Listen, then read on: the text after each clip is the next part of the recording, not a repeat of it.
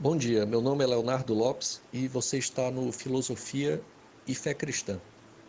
Hoje vamos continuar falando acerca de Tomás de Aquino e tratando aqui os pontos das 5 vias. E continuamos no livro então de Colin Brown, Filosofia e Fé Cristã, na página 26, para quem quiser acompanhar pelo livro. Então o título é As 5 Vias e eu vou passar logo ao texto e vamos comentando. As provas de Aquino quanto à existência de Deus são conhecidas como as 5 vias. Inclui os argumentos que mais tarde vieram a ser conhecidos como o argumento cosmológico e o argumento teleológico. O primeiro argumento procura a causa última do cosmos e o segundo, o desígnio último. Muitas vezes tem sido debatido se esses 5 modos diferentes de procurar comprovar a existência de Deus realmente são 5 provas diferentes, ou se não são variação de um ou mais argumento básico. Agora é impossível entrar numa discussão exaustiva a esse respeito. Nada mais podemos fazer senão procurar chegar a uma ideia do modo segundo o qual funcionava a mente de Tomás. Seu ponto de partida era a convicção de que a existência de Deus não era algo evidente aos homens por si mesmo. Exigia prova. E aqui a gente pode fazer um primeiro paralelo e comentário. Então, o que diz aqui o Colin Brown explicando acerca do cinco vias do Tomás de Aquino? Ele diz o seguinte: seu ponto de partida era a convicção de que a existência de Deus não era algo evidente aos homens por si mesmo. Então, para Tomás de Aquino, ele pensava que Deus não, o conhecimento de Deus, a convicção da existência de Deus, melhor dizendo, não era algo evidente aos homens por si mesma.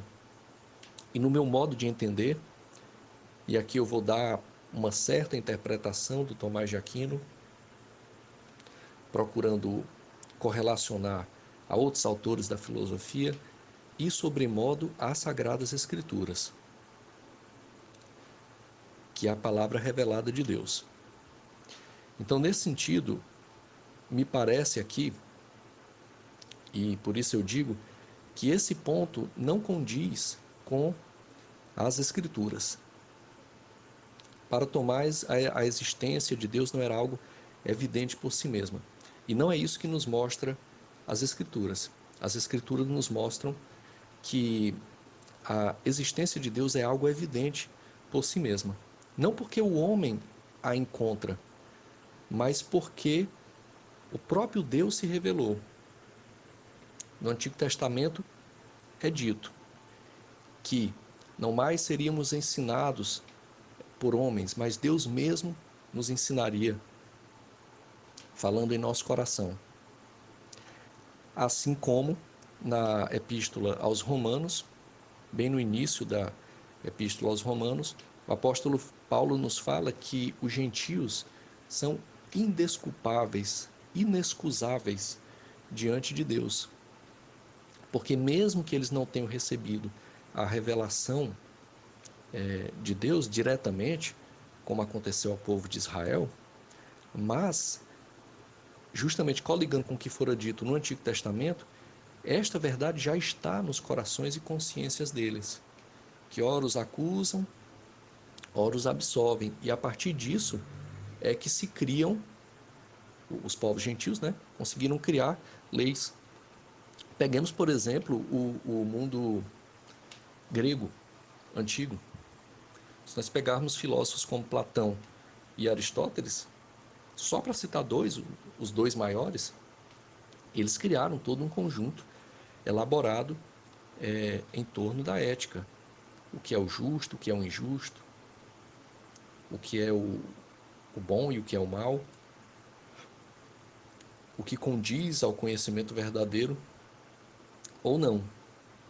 E a Bíblia nos mostra que conseguiram fazer isso porque a lei de Deus já está inscrita nos seus corações. E isso está logo no início da carta aos Romanos. Então, nesse sentido aqui, no meu modo de entender, Tomás de Aquino se afasta das Escrituras nesse ponto. Mas continuando então o texto do Colin Brown.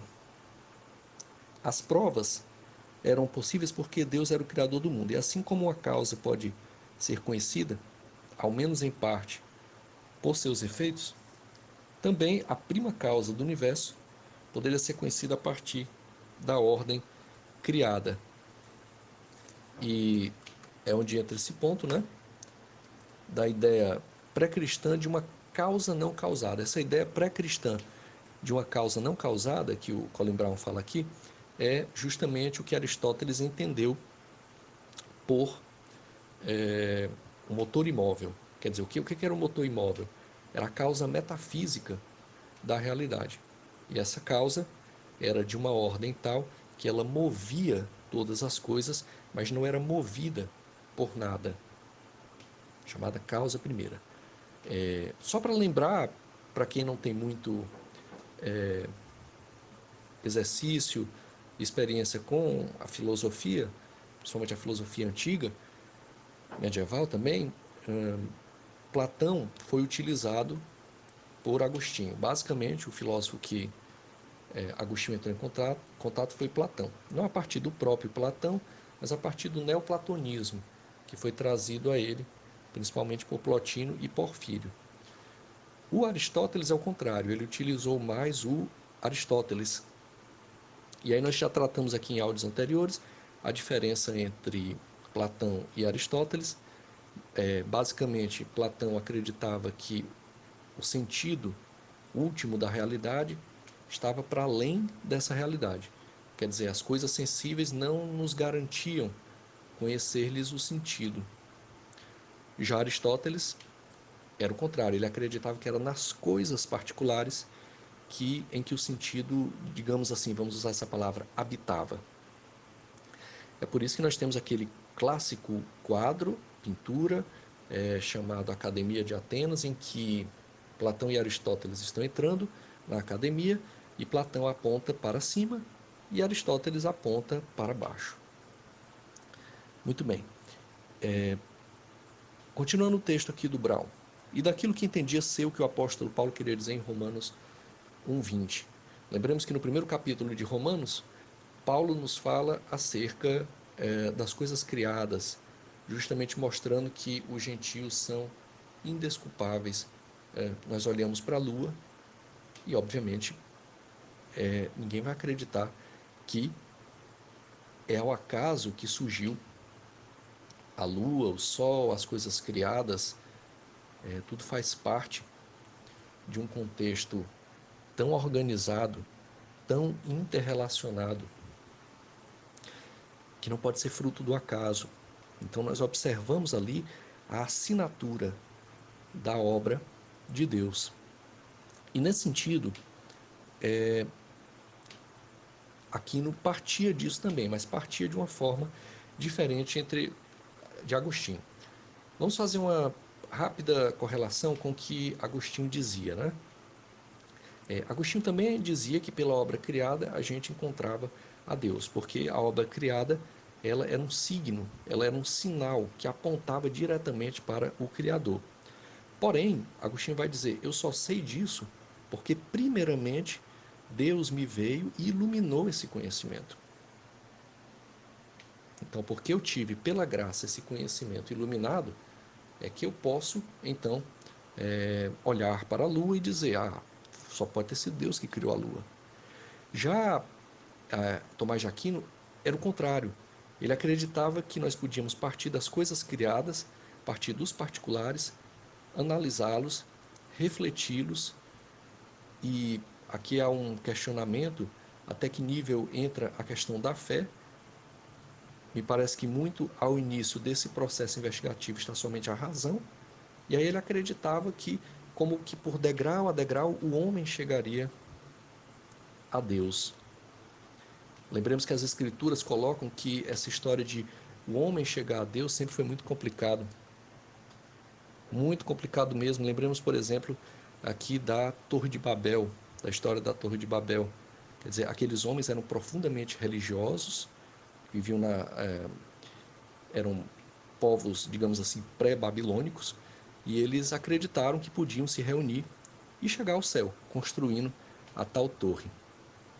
É a antiga soberba humana de achar que pode alcançar o infinito.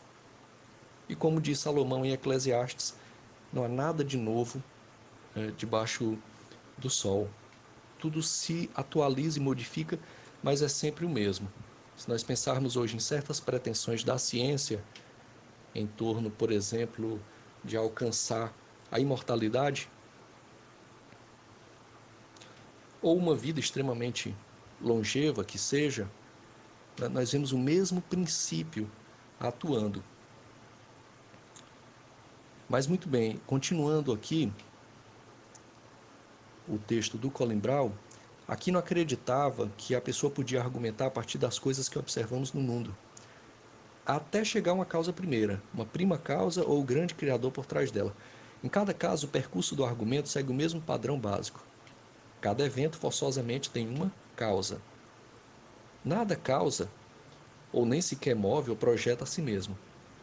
Então, aqui não acreditava que a causa última das coisas criadas não estava nela, mas estava para além.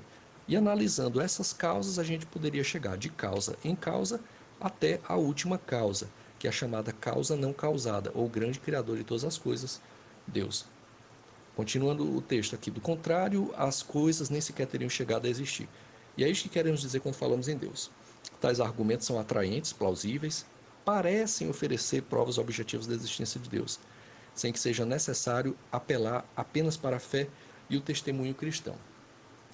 Lembremos aqui, então, que a dimensão da fé vem pelo ouvir a palavra de Deus e a partir do testemunho cristão. Como se dá isso?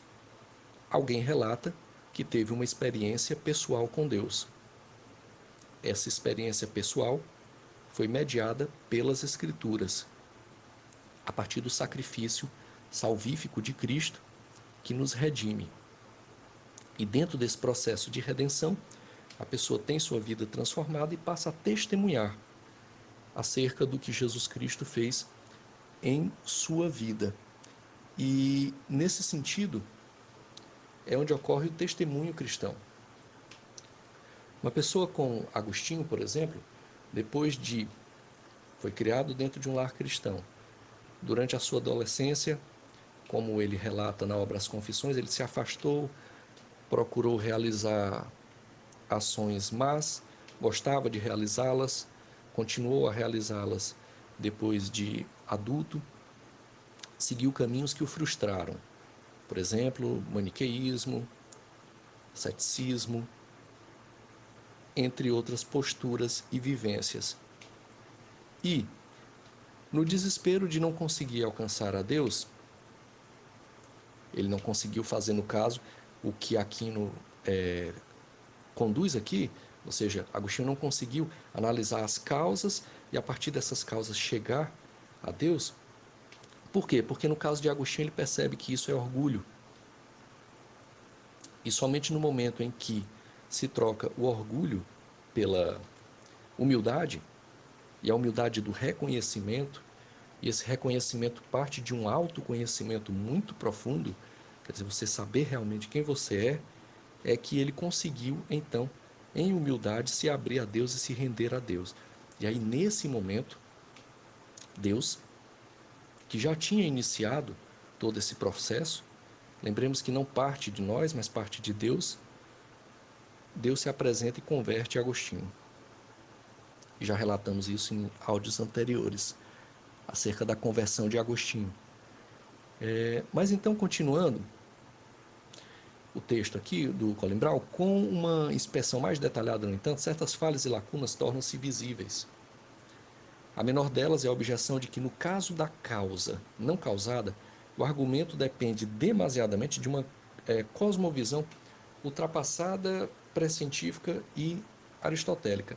Eu não gosto muito desse termo que o Colin Brown utiliza aqui, uma cosmovisão ultrapassada, pré-científica e aristotélica, porque ela conduz justamente àquilo que muitas vezes devemos fugir.